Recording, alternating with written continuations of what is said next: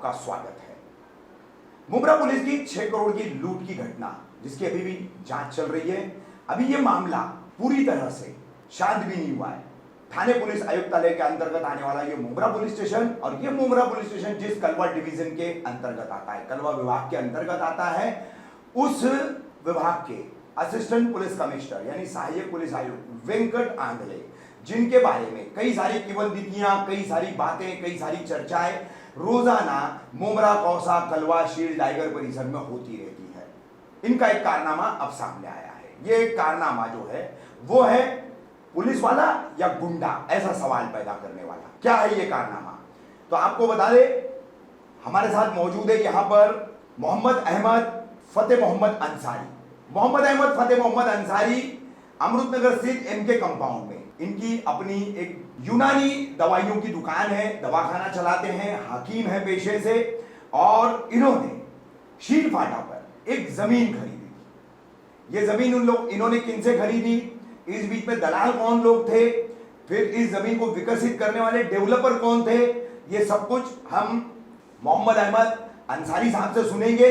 और इसमें किस तरह की पुलिस की जो एक जिम्मेदारी होती है उसको लांघते हुए, उसको धता बताते हुए सहायक आयुक्त वेंकट आंधले ने एक गुंडे का किरदार कैसे निभाया है, वो पूरा आपको पता चलेगा। वहीं आपको बता दें कि इस पूरे मामले में मोहम्मद अहमद फतेह मोहम्मद अंसारी, इनकी तरफ से शील टाइगर पुलिस स्टेशन में एक एफआईआर दर्ज हुआ था। जो इन्होंने जमीन खरीदी, इनके साथ में और कई लोगों ने खरीदी, तकरीबन 56 लोगों ने खरीदी, मगर 28 लोगों का जो है गालों का रजिस्ट्रेशन, जमीन का रजिस्ट्रेशन साठेगत करार करके नहीं दिया जा रहा था। वहीं से यह विवाद की शुरुआत हुई है। उस मामले में उन्होंने शील टाइगर पुलिस स्टेशन में यह एफआईआर दर्ज कराई। एफआईआर नंबर है 275/21, जिसमें भारतीय दंड संहिता यानी इंडियन पिनल कोड के सेक्शंस लगे हुए हैं। 406, 420, 467, 468, 471, 481, 506 और 34। इसमें आपको बता दें 406 और 420 ये ठगी का है, चीटिंग का मामला है। 467, 468 ये फोर्जरी है यानी फर्जी दस्तावेज बनाना। 34 जो है वो कॉमन इंटेंशन है। 10 लोग हैं इसमें। इन 10 लोगों के खिलाफ मोहम्मद अहमद फतेह मोहम्मद अंसारी ने यह एफआईआर दर्ज कराई थी। और सबसे अहम बात, शील टाइगर पुलिस स्टेशन की भी कहीं ना कहीं संदिग्ध भूमिका है, संदेहास्पद रोल है। इस एफआईआर की जांच करने वाले आयो जो है, जांच अधिकारी है पीएसआई अर्लेकर, उन्होंने अब तक एक भी अपराधी को गिरफ्तार नहीं किया है। ये 2021 में एफआईआर दर्ज हुई है, लगभग 5-7 महीना 8 महीना इसको हो चुका है। और एंटीसिपेटरी बेल इन्होंने ठाणे सेशन कोर्ट में फाइल की। वहां पर मोहम्मद अहमद फतेह मोहम्मद अंसारी की तरफ से पैरवी की एडवोकेट ब्रिजेश जायसवाल ने। और अब इस पूरे मामले को मुख्यमंत्री से लेकर थाने पुलिस आयुक्त तक यानी आला अधिकारियों तक शिकायत के तहत पहुंचाने वाले एडवोकेट भी है ब्रिजेश जायसवाल। तो देखते हैं क्या है सहायक पुलिस आयुक्त वेंकट आंधले की गुंडागिरी और दादागिरी का ये पूरा मामला। जिन्होंने खुद अपने पुलिस वालों को फंसाया, वो खुद कैसे काले कारनामे करते हैं, सुनिए इस शिकायतकर्ता की जुबानी। जी हकीम साहब, क्या पूरा मामला है? ये ज़मीन आपने कब ली, किनसे ली, और 10 लोगों के खिलाफ आपने एफआईआर दर्ज कराई। अभी मैंने आपके सामने तमाम हमारे व्यूवर्स, दर्शकों, सब्सक्राइबर्स को और देखने वालों को सारी चीज़ें मैंने बताई है, तो इस पर क्या रोशनी डालेंगे आप? शुरू से अंत तक पूरा मामला क्या है? जी भाई, सबसे पहले तो मैं आपका शुक्रिया अदा करता हूँ। आपने जो है इस मामले को बहुत अच्छे अंदाज से समझने की और समझाने की कोशिश की है। मामला दरअसल ये है कि 2010 में वहाँ पर मैंने एक जगह ख़रीदी जो ये शील फाटा भारत मार्केट में है। शील फाटा भारत मार्केट में गाला नंबर 15। हाँ। जो मैंने खालिद के नाम से ख़रीदी, खालिद की तरफ से ख़रीदी। खालिद जो है सेकंड पार्टी थे, मैं थर्ड पार्टी था। अच्छा। खालिद ने उससे पहले जो है सलीम से ख़रीदी थी। अच्छा। उससे पहले शाहिद से ख़रीदी गई थी जगह। हाँ। तो इस शक्ल में मैं थर्ड पार्टी हुआ। मैंने तीसरी पार्टी की शक्ल से गाला ख़रीदा। ख़रीदने के बाद मैंने अपना गाला बनाया, लोगों ने भी बनाया, सारे लोगों के गाले वहाँ बने हुए हैं, सबके कारोबार चल रहे हैं, बंगार के और जो है बाटली के या दीगर अलग अलग जो भी अपना काम, सबके अलग अलग काम चल रहे हैं। तो मैंने जो है अपना गाला ग्राउंड प्लस वन बनाया, पक्का बनाया, क्योंकि मैं जो है एक साफ़ सुथरे समाज में रहता था। तो मैंने कहा अच्छे अंदाज से बनाया जाए और अच्छे अंदाज से वर्क किया जाएगा। लेकिन इत्तेफाक जो है जब ये बनाया तो थोड़े दिनों के बाद मेरे सामने एक बात आई कि 2015-16 में वहाँ के मेरे गाले के सामने रेहान करके एक आदमी है, रेहान और उसके रिश्तेदारों में मिला के 5 गाले थे। वो 5 गालों की जगह पे उन्होंने एक अफजल नामी शख्स और अनवर नामी शख्स को साथ में मिलाया और उसके साथ जो है तकरीबन 42 गुंठे की रजिस्ट्री मान ली, यानी पूरा गाला तकरीबन उसने हायर कर लिया। अच्छा, अब वो चीज़ ऐसी आपके खरीदे हुए गाले, हम सबके खरीदे हुए गाले, उसका गाला कुल 3000 स्क्वायर फीट होता था। अगर हम ज़मीन का आधा हिस्सा पकड़ते हैं तो ये रोड का आधा हिस्सा पकड़ते हैं तो उनका हक भी बनता है, आधा उनका आधा हमारा। तो उस लिहाज से 12.5 स्क्वायर फीट 15 बाई 12.5 उनको लेना चाहिए था। लेकिन उससे हट करके इन्होंने जो किया वो तकरीबन 42 गुंठे की रजिस्ट्री मार ली। अच्छा, जब इन्होंने 42 गुंठे की रजिस्ट्री मारी तो फिर हमको पता नहीं चला। जब इनका 7/12 हो चुका तो हमें ये चीज़ खबर मिली कि ऐसी सी बात है, इन लोगों ने रजिस्टर मार लिया है। तो हम रेहान से मिले, जो सामने जो है अंदर दाखिल होते ही एक किराने की या चाय की दुकान थी, उस पर हमने रेहान को कहा कि भाई तूने ये क्या किया है, तेरा गाला तो सिर्फ 600 स्क्वायर फीट का था। तो उसने कहा हाफिज जी बात समझने की कोशिश कीजिए, ये मामला पहले हैदराबाद में था, जो रजिस्टर होल्डर था वो हैदराबाद में रहता था। तो हमने इसलिए उससे रजिस्टर मार लिया कि सारे लोग जब भी रजिस्टर करना चाहेंगे हम फ़ौरन कर देंगे यहाँ पे। तो मैंने कहा पहली चीज़ तो ये है कि तू अपने गाले की रजिस्ट्री मारता तो हमको कोई इतराज़ नहीं था, लेकिन सबके गाले की रजिस्ट्री मारा है और किसी से कोई परमिशन नहीं लिया, किसी से कोई एनओसी नहीं लिया, ये कहाँ की शराफत थी, तू तो कमीनगी किया है। फिर उस पर वो बोल रहा है हाफिज जी हम तो तैयार है ना, अगर जो है जो भी हमसे रजिस्टर करना चाहेगा हम फ़ौरन कर देंगे। तो मैंने जगह पर उसको कहा कल मेरा कर दे। तो उसने कहा मुझे अपने पार्टनरों से बात करनी पड़ेगी। जब उसने कहा मुझे पार्टनरों से बात करनी पड़ेगी तो मैंने उसको बहुत उल्टा सीधा सुनाया। मैंने कहा तू कमीना है, तुझे समझ में नहीं आ रही बात, तू ऐसी हरकतें करता है, दूसरों की जगह हड़प करता है, मरने के बाद कहाँ जाएगा तू। तो उसके बाद बोल रहा मैं बात करके बताता हूँ। उसके बाद से वो बात करते करते 2022 तक 21 तक बात करते रह गया। क्या बात किया, कैसे बात किया, क्या नहीं किया, कभी भी उसने ये नहीं कहा कि हम रजिस्ट्री करते हैं। जब भी बात की गई कहता रहा कि बातचीत चल रही है, बस 2-4 दिन में बात करते हैं, बताता हूँ। 2021 आ गया।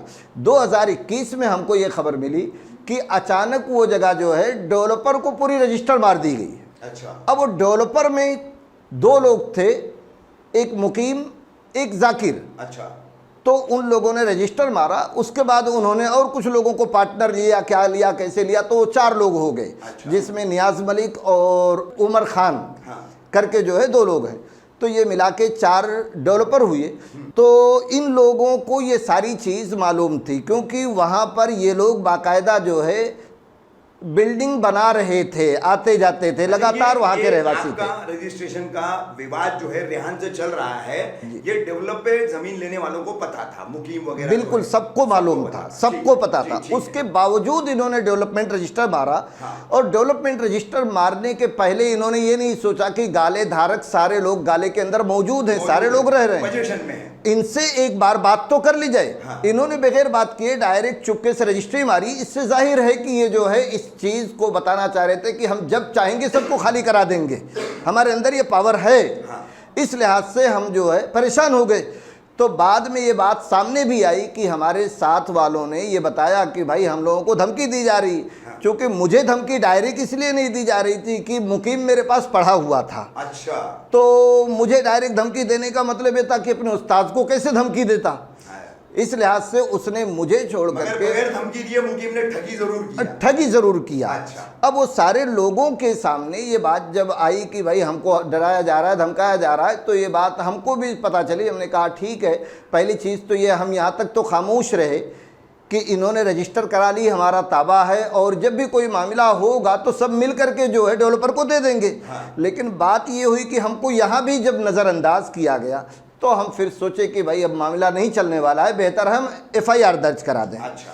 तो हम सब मिल करके 28 लोग मिलके एफआईआर दर्ज कराए।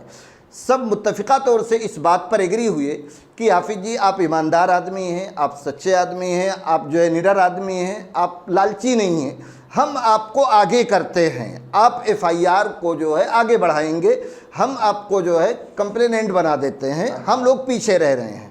20/8/2021 को आपने जी एफआईआर दर्ज कराया। उसके बाद क्या हुआ? उसके बाद से हम 2-3 मरतबा कोर्ट में गए, हमको हमारी जो है वो हुई, तो उसके बाद इन लोगों की एंटी सेक्रेटरी चलती रही। कैसे हुआ, फिर जो है 9वें महीने या 11वें महीने में शायद इनकी एंटी सेक्रेटरी रद्द हो गई। अच्छा। जब एंटी सेक्रेटरी रद्द हो गई तो उसके बाद ये लोग इधर उधर भटकना शुरू किए।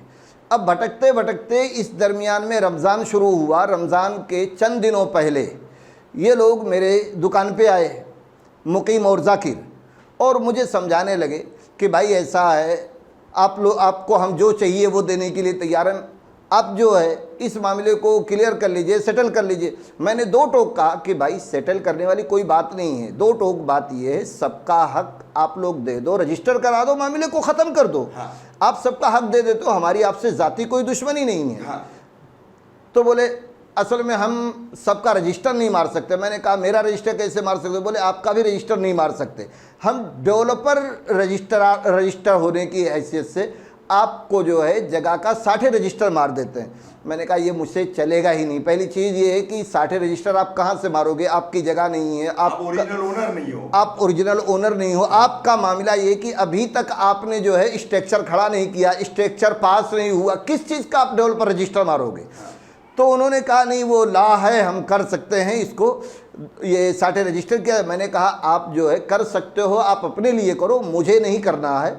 कोई सूरत नहीं है कि हम लोग। एफआईआर आपने दर्ज कराई, इन्होंने एंटी सेक्रेटरी डाली जी, रिजेक्ट भी हुई, रिजेक्ट हुई। शील टाइगर पुलिस स्टेशन के जो इस मामले के जांच अधिकारी थे जी, पीएसआई आर्लेकर जी, उनकी भूमिका कैसी रही? उन्होंने उस दरमियान में कोई बात नहीं सामने रखी, ना तो हमारी मुलाकात दरमियान में हुई आर्लेकर साहब से, ना जो है ये मामला उठा के इन लोगों को अरेस्ट किया जाए। कभी बुलाया भी नहीं आप? कभी नहीं बुलाया गया। चलिए ठीक है। अब ये एंटी सेक्रेटरी आपकी रद्द होने के बाद फिर रमजान में मुकीम और जाकिर आपसे मिलने आए। हाँ, तकरीबन मिलने के बाद फिर क्या हुआ आगे? तकरीबन 12, 15, 20 रमज़ान के दरमियान तक लगातार ये हर 2 से तीसरे दिन आते रहे। हाँ। और मैं जो है वो इबादत का महीना था, मैं मुस्तकिल जो है आदी था इस चीज़ का। हाँ। कि मैं 15, 18 पारा डेली का कुरान पढ़ा करता था। हाँ। हर साल रमज़ान में। हाँ। दीगर तो वैसे मेरी अल्हम्दुलिल्लाह 5 पारा तिलावत चलती है, लेकिन मसला इस चीज़ का हुआ कि इस जगह पर मैं बड़ा बेबस हो गया, मैं पढ़ ही नहीं पा रहा था। जब भी आए बैठ जाएँ आधा घंटा, 1 घंटा, 2 घंटा। ये आपने अपनी शिकायत में, लिखित शिकायत में एक तारीख दी है 28/4/2022। जी। अब्दुल मुकीम रहमान अंसारी और उर्फ बबलू और जाकिर हुसैन मोहम्मद मुस्तकीम खान ये आपकी दुकान पर आए, आपको अपनी बात करके गाड़ी में बिठाया और वकील के ऑफिस पे बोले जाना है बोल करके लेके गए। अब वहां से फिर वकील के ऑफिस बंद है बोल करके आपको एसीपी ऑफिस लेके गए। जी। क्या पूरा मामला? मामला दरअसल ये है कि शायद जुमा का दिन है गालिबन ये। हाँ। ये लोग आए, इन्होंने जुमा की नमाज के बाद मुझे कहा कि हाफिज़ जी ऐसा ऐसा है, इस मामले में हम थोड़ा सा डिस्कस करने के लिए एडवोकेट के पास चलते हैं, बात समझेंगे कि अगर कोई रास्ता बन पड़ता है कि सबका रजिस्टर हो जाए तो हम बात करते हैं। तो उस लिहाज से वो वहाँ लेके गए। मैंने कहा भाई रजिस्टर अगर आप लोग करते हो तो हमारा कोई विवाद आपसे नहीं है। तो उस लिहाज से वो वहाँ लेके गए। अब वहाँ ले जाने के बाद जो है सामने बोल रहे हैं कि एडवोकेट की ऑफिस बंद है, और फिर फ़ोन लगाए, फ़ोन लगा के बोले, फिर चंद मिनट वहाँ गाड़ी रोके, उसके बाद बोले कि जो है वकील साहब आगे मिलेंगे। मैंने कहा आगे कहाँ? बोले आगे मिलेंगे। तो आगे कहते हुए फिर लेके चले गए। जा करके जब गाड़ी इन्होंने एसीपी ऑफिस के कार्यालय के सामने रोकी तो मैंने कहा यहाँ मेरा क्या काम? तो बोले यहीं वकील साहब आएंगे। मैंने कहा देखो मसला ये है कि आप लोग बात कराने के लिए, समझने के लिए कैसे किया जाए, आप लोग इसे हल कर सकते हो नहीं कर सकते हो, रजिस्टर कर सकते हो नहीं कर सकते हो, इसके लिए लेके आए हो मुझे। अब जो है एसीपी के पास मुझे क्यों लेके आ गए? तो बोले नहीं ये एसीपी साहब के सामने बैठ के बात हो जाएगी। तो मैंने कहा एसीपी साहब से मेरा कोई ताल्लुक नहीं है, ना मैं उनसे मिलूंगा, ना मेरी ज़रूरत है, ना उन्होंने मुझे बुलाया है, ना मुझे उनसे कोई काम है। तो इस शक्ल में मैं उनसे बात करके मैंने कहा मुझे वापस जाना है, मैं जा रहा हूँ। तो उन्होंने कहा थोड़ा रुकिए, हम आपको छोड़ देते हैं। मैंने कहा मुझे रुकना ही नहीं, 1 मिनट भी नहीं रुकना है। तो उन्होंने कहा कि हम ऊपर से आते हैं एसीपी साहब से मिलके, आप जो है 10 मिनट रुकिए, हम आएंगे फिर आपको लेके चलते हैं। मैंने कहा आप लोग मिलिए, आप लोग बात कीजिए। मैं वहाँ से सीधा रिक्शा पकड़ के वापस चला आया। अच्छा। वापस आने के बाद जो है मैं सुकून से था। रात को तकरीबन 9 बजे के आसपास मैं इशा की नमाज़ पढ़ के फारिग हुआ था। कॉल आई बबलू की, अच्छा, मुकीम की। हाँ। तो मुकीम बोल रहे हैं कि हाफिज़ जी आप कहाँ हैं? मैंने कहा नमाज़ पढ़ रहा हूँ, 2 रकात बाकी है, पढ़ के मैं आ रहा हूँ। बोले दुकान पे आएंगे? मैंने कहा जी हाँ मैं दुकान पे आऊँगा। तो बोले ठीक है मैं वेट करता हूँ। मैंने कहा अच्छी बात है। मैं वहाँ से आया, महाराजा कॉर्नर के पास पहुँचा। जैसे ही अपनी दुकान की तरफ मुड़ रहा हूँ, फ़ौरन जो है मुझे मुकीम ने बुलाया, अस्सलाम वालेकुम, वालेकुम अस्सलाम करके जवाब सवाल जवाब हुआ। उसके बाद जो है बोले आपको साहब बुला रहे हैं। मैंने कहा कौन साहब? बोले एसीपी साहब। तो मैं जब वहाँ से नीचे उतरा तो देख रहा हूँ पुलिस, मुंब्रा पुलिस चौकी, अमृतनगर पुलिस चौकी जो है बीट के पास, बीट, हाँ। उसके बाजू में चप्पल की दुकान है।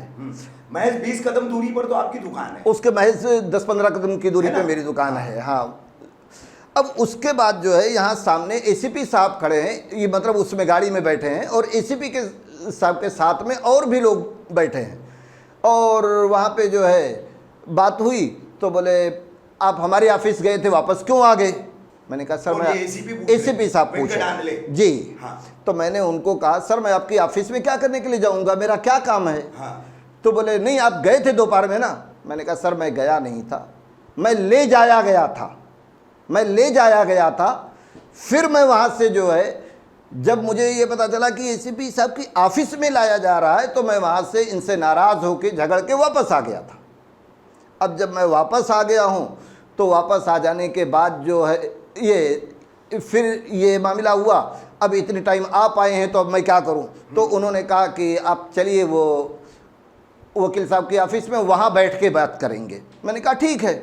मैं इनके साथ जो है जाकिर के साथ उसके बाइक पे बैठा और वहाँ गया। फिर वहाँ पर आदले साहब आए, वहाँ पर बात किए। तो उन्होंने जब शुरू की बात तो बात करने में उन्होंने 2-3 जुमले ऐसे, जिस वकील के ऑफिस पे ले गए थे वहाँ सीसीटीवी वगैरह है क्या? मुझे नहीं मालूम है इस बारे में। अब उसके बाद जब वहाँ मुझे बैठाए, बातचीत शुरू की, तो बातचीत शुरू करने के बाद मामला ये आया कि सबसे पहले अपना तारुफ कराए, आप मुझे जानते हैं? मैंने कहा नहीं जानता हूँ। बोले मैं एसीपी हूँ। मैंने कहा जी होंगे। तो उन्होंने कहा कि अर्लेकर जिसने जो है कंप्लेंट दर्ज की है, जिसने एफआईआर दर्ज की है, वो समझ लीजिए पोता है मेरा, और वहाँ का सीनियर या मुंब्रा का सीनियर या दीगर सीनियर ये सब समझ लो मेरे बेटे हैं, मैं उनका बाप हूँ। अच्छा। इस तरह मैं क्या हुआ? मैंने कहा आप इनके दादा हुए? बोले तो ये समझ लो मैं इनका दादा हूँ, जो मैं कहूँगा वही होगा। अच्छा। तो मैंने साफ कहा अल्फाजों में कहा है। हाँ। तो मैंने कहा साहब ये तो मैं भी जानता हूँ, आप उनके ऑफिसर हैं तो जो आप कहेंगे वो मानना पड़ेगा उनको। हाँ। ये मजबूरी है। हाँ। तो बोले ठीक है, तो अब ये बताओ आपने एफआईआर क्यों दर्ज कराई? हाँ। मैंने कहा सर इसलिए दर्ज कराई कि इन लोगों ने हमारी जगह चोरी की है। हाँ। जब जगह चोरी की है तो हम इनको समझाते रहे कि हमारी जगह हमको दे दो। 1 बार कहा, 2 बार कहा, होते जाते हम 2021 तक रटते रहे, लेकिन ये 2016 से 2021 तक समझने के लिए तैयार नहीं थे। जब इन्होंने रजिस्टर, डेवलपमेंट रजिस्टर कराया तो हमारी आँख खुली कि ये सुनने वालों में से नहीं है, ये हड़प करना ही चाहते हैं। हाँ। इस लिहाज से हम मजबूर होकर के एफआईआर दर्ज कराए। जब हमने एफआईआर दर्ज कराई तब भी ये जो है हमारे पास नहीं आ रहे थे कि ये मामला हल कर लें। हाँ। ये तो जब इनकी एंटीसिपेटरी रद्द हुई तब जो है ये परेशान हुए, भटकना शुरू हुए कि अब क्या होगा। तो अब क्या होगा का मामला ऐसा है कि हमको ये ख़रीदना चाह रहे हैं कि हमको जो चाहिए हम देंगे। तो हमने साफ लफ्ज़ों में कहा कि हमें हमारा सिर्फ अगर लेना होता तो यार तू तो मेरे पास पढ़ा था, तू ऐसे ही दे देता। अब उसके बाद मामला ये हुआ कि वहाँ से हम लोग जो है इस मामले में आ गए।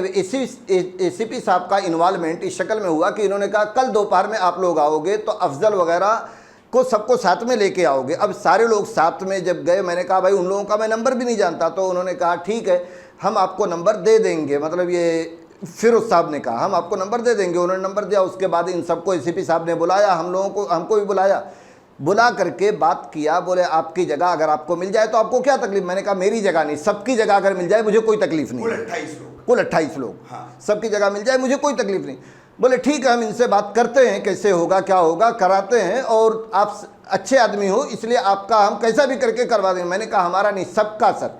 उन्होंने कहा ठीक है, हम सबका करवाने की वो करेंगे। तो इन्होंने कहा कि आप लोग इनका रजिस्टर कर दो। तो इन्होंने कहा हम रजिस्टर नहीं कर सकते सर, हम इस शक्ल में कर सकते हैं, ये 60 रजिस्टर मार सकते हैं। तो मैंने कहा ये मुझे मंजूर नहीं है। तो बिलाखिर मामला ये हुआ कि उन्होंने कहा कि आप जो है किसी भी सूरत से ये मामले को हल कर लो। तो मैंने कहा वो मामला हल नहीं हो सकता सर जब तक कि रजिस्टर नहीं होगी। बोले ठीक है, रजिस्टर करने के लिए तुम लोग कोई रास्ता देखो, नहीं हम तुम लोगों को अरेस्ट कर देंगे। ये एसीपी साहब ने उनको डायरेक्ट धमकी दी। मैंने कहा ठीक है। उसके बाद हम सब लोग चले आए। फिर दोबारा बुलाए। धमकी दी मतलब आपको दिखाने के लिए दी? मुझे ये नहीं मालूम, मुझे दिखाने के लिए दी या उनको जो है रियल धमकी दी। उन्होंने धमकी दी। हाँ। उसके बाद दोबारा जो है बुलाया गया। दोबारा बुलाने के बाद वही बात रटी जा रही है कि कर देंगे। मैंने कहा कर दो, उसके बाद बात करो ना, कर देंगे कि कौन सी बात कर रहे हो। फिर आखिरकार बात वहीं आई, ठीक है आप लोग जो है अरेंज करो कैसे करना है। फिर तीसरी मरतबा बुलाया गया तो ये हुआ कि हम लोग डॉक्यूमेंट बनाते हैं। पहले जो है ये कंप्लेनेंट हैं, इनका डॉक्यूमेंट बनाते हैं, उसके बाद सबका डॉक्यूमेंट बनाते हैं। उसके बाद जो है फिर 10 तारीख के बाद फिर 13 तारीख को बुलाया गया। 13 तारीख को बुलाने के बाद इसी मई में हाँ। तो फिर बुलाने के बाद ये मामला हुआ कि भाई आपका पहले जो है ये नोटरी साइन मार देते हैं, उसके बाद जो है रजिस्ट्रेशन की तैयारी करो, स्टैम्प ड्यूटी की आपकी और सारे लोगों की इकट्ठा वो करके हम सबका जो है रजिस्टर मार देते हैं। हाँ। हमने कहा ठीक है सर, रजिस्ट्रेशन चार्ज तो हम चाहते थे यही लोग भरें क्योंकि उन्होंने इतना परेशान किया है। हाँ। तो उन्होंने कहा नहीं ऐसा नहीं हो सकता, रजिस्ट्रेशन खरीदने वाला ही। मैंने कहा खरीदार थोड़ी ना, हम तो खरीद चुके हैं पहले ही जगह। हाँ। बहरहाल बात हुई कि चलो ठीक है हम ही भरेंगे। लेकिन मामला ये आया कि अब जो है ये मामला क्लियर कर लिया जाए। तो वहाँ पर बजाय सारे लोगों का बनाने के सिर्फ मेरी नोटरी बना करके सामने रखा जा रहा है और बोला जा रहा है साइन करिए। तो वहाँ मेरी नोटरी बनाने के साथ 2 पेपर रखे गए। वो दोनों पेपर मैं समझ नहीं सका क्योंकि मुझे जो है सिर्फ ये मालूम था कि स्टेटमेंट वगैरह लिया क्या आपका? उस वक्त नहीं, पहले तो इस पे साइन करा लिया। हाँ। साइन कराने के बाद उन्होंने कहा आप जाकर के स्टेटमेंट दो। मैंने कहा किस चीज़ का स्टेटमेंट दूं? उन्होंने कहा आप अंदर जाओ, वो लोग स्टेटमेंट लेंगे आप। तो मैं थोड़ी देर सोचने लगा किस चीज़ का स्टेटमेंट दूं, अभी जो है रजिस्टर नहीं हुआ, किस चीज़ का स्टेटमेंट? तो उन्होंने कहा जाइए आप स्टेटमेंट दीजिए। तो मैं परेशान होकर के चला गया स्टेटमेंट देने। उन्होंने मेरा नाम पूछा, मेरा एड्रेस पूछा। ये पूछने के बाद उन्होंने कहा आप बैठिए हम लिखते हैं। अब उन्होंने क्या लिखा क्या नहीं लिखा हमें नहीं मालूम। बाद में ये हुआ कि उन्होंने मुझे कहा ये बात कि इन्वेस्टिगेशन हमारे पास आ गया है और इसके लिए जो है आपको 10 तारीख को उन्होंने एक नोटिस दिया। डेट क्या थी उस पर? 10 तारीख थी, 10 मई। नोटिस पे डेट पुरानी थी ना, जो आपने अर्जी में लिखा है 28 तारीख की नोटिस थी। हाँ। और वो आपको 10 तारीख को दी। हाँ, वो 10 तारीख को दी गई है। हाँ। तो 10 तारीख को दी गई। 10 तारीख को देने के बाद फिर 13 को ये मामला किया गया कि हमसे इन्वेस्टिगेट के नाम पे जो है स्टेटमेंट लिया गया और स्टेटमेंट के साथ हमको जो है वो तीनों पेपर पे साइन हमसे ले लिया गया। हाँ। अब वो तीनों पेपर पे साइन लेने के बाद जो है वो नोटरी कापी बोले ये नोटरी बिफोर मी करवा करके जो है इनको दे दो। तो वो सारी चीज़ें ये किए और उसके बाद मुझे जेरोक्स कापी दे दिए। हाँ। वो चीज़ के बाद जो है ये लोग फ़ोन उठाना बंद कर दिए थे। हाँ।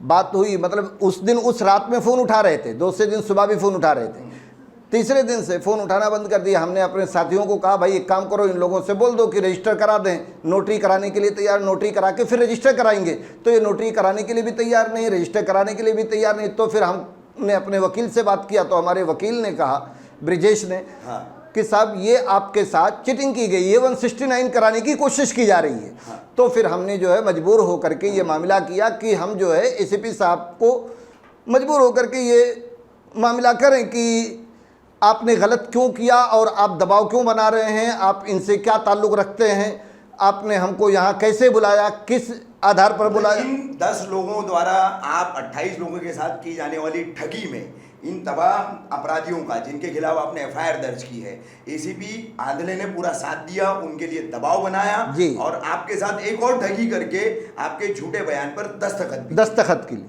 है ना? जी हाँ। और इसी की शिकायत आपने मुख्यमंत्री से लेकर थाने पुलिस आयुक्त तक जी। की है, तमाम आला अधिकारियों को और आला विभाग। जी, ये मेरी मजबूरी आप किस तरह का इंसाफ चाहते हैं? हम इंसाफ चाहते हैं कि सारे लोगों की ज़मीन रजिस्टर हो और रजिस्टर जो है लैंड ओनर से हो। हाँ। जो लीगल लैंड ओनर है उनसे रजिस्टर हो, सबकी जगह सबको मिल जाए, सबका हक मिल जाए। हमें हमारी इनका इनसे कोई कोई वास्ता ही दुश्मनी नहीं है। हमारी इनसे कोई दुश्मनी नहीं है। ठीक, तो ये आपने सुनी मोहम्मद अहमद मोहम्मद फतेह अंसारी के जुबानी किस तरीके से 10 लोगों के खिलाफ एफआईआर दर्ज होने के बावजूद एसीपी उनके साथ घूमते हैं, एंटीसिपेटरी बेल रिजेक्ट हो चुकी है, उनके साथ वकीलों के ऑफिस में जाते हैं, खुद के ऑफिस में बैठते हैं, शिकायतकर्ता को वहां बुलाते हैं, उन पर जो है घुमा फिरा के दबाव बनाया जाता है, एक बयान जो है अपनी मर्जी का तैयार करवा के उस पर दस्तखत किए जाते हैं। तो ये पुलिस का काम है या गुंडे का काम है, अब ये तय करना है गृह मंत्री दिलीप वत्स पाटिल, मुख्यमंत्री उद्धव ठाकरे जी और थाने के पुलिस आयुक्त जयजीत सिंह जी को के कलवा डिवीजन के सहायक पुलिस आयुक्त वेंकट आंदले है तो क्या है।